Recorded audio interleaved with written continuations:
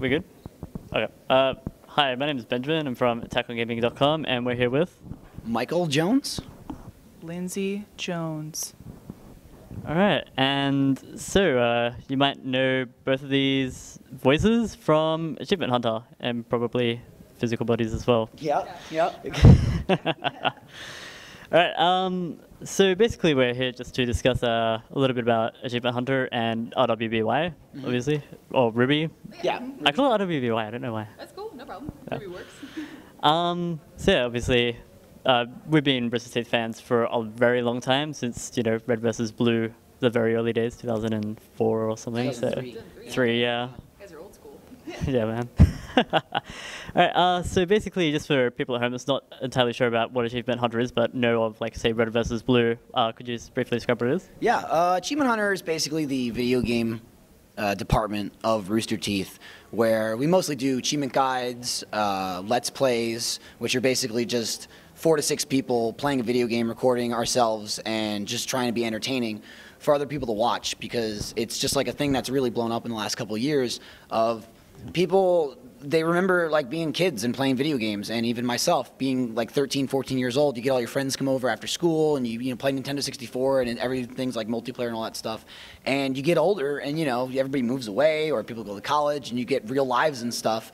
And video gaming was always a thing that I enjoyed, but now, 26 years old, I'm back to where I was half my life ago, where I get to just like play video games with 5 guys, and the internet watches that. Like, just other people watch us play, and it's really awesome, and it's very humbling that people spend so much time just watching people play video games. Mm-hmm.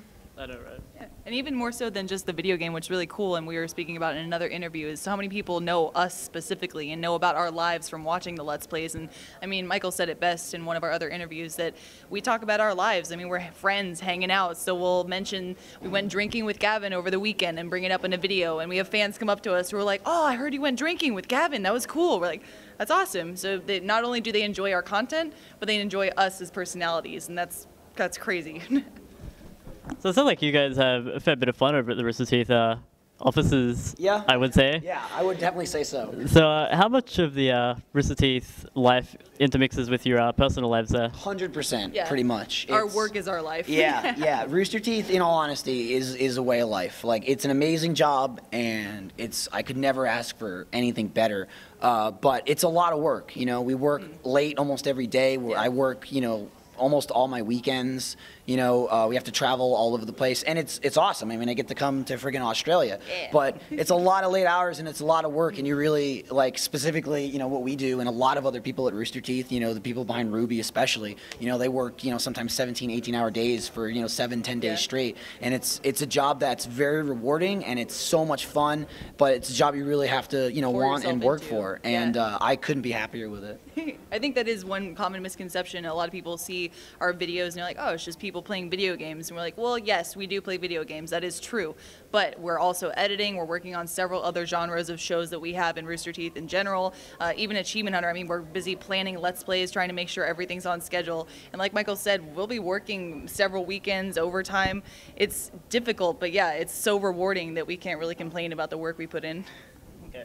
So talking about editing there, so do you guys edit your own content, or do you have like a team of slaves, or? Well, I mean, I was the slave. Yeah. That was me for a while, yeah. Yeah, I mean, Achievement Hunter itself even kind of changed from its start, where it was just 2 people. It was only Jack and Jeff when it began, and it was mostly achievement guides.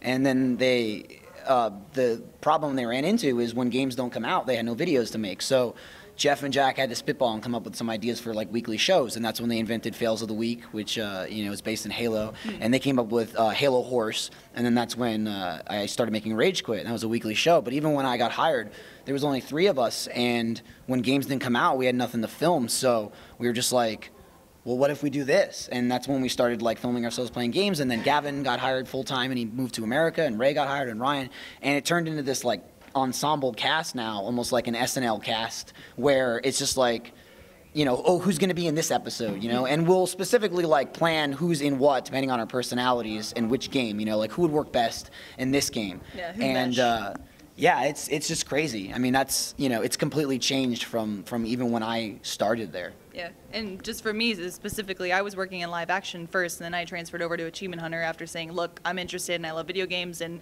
the guys are hilarious. Why wouldn't I want to work with them?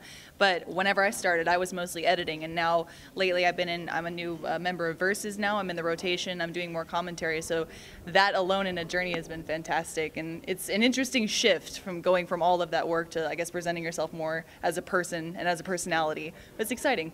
I would say the biggest change was we did Let's Plays for a while on the Rooster Teeth channel on YouTube, and then once we realized that we had this branding and it had so much potential and room to grow in its own right, outside of Rooster Teeth, that's when we started the Let's Play channel. It's just a separate YouTube channel.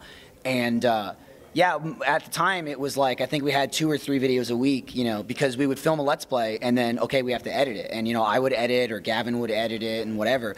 But then Lindsay moved into Achievement Hunter, so we got a little bit more leniency and we filmed more. And now we have Caden working there, who's our main editor. And like at this point, it's pretty much film it, hand it over, and film another one. So I edit substantially less than I used to.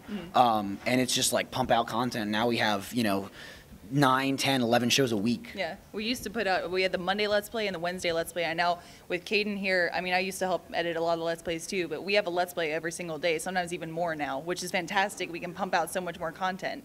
It's exciting. All right, so it looks like we have to end it up now. So just quickly, favorite video game? Legends of Zelda. Ooh, Mary Kay and Ashley Sweet 16. All right, good choices, good choices. So thanks for coming out, guys, and pleasure. nice meeting you both. Thank you. Nice to meet you. Thanks for having us. No worries.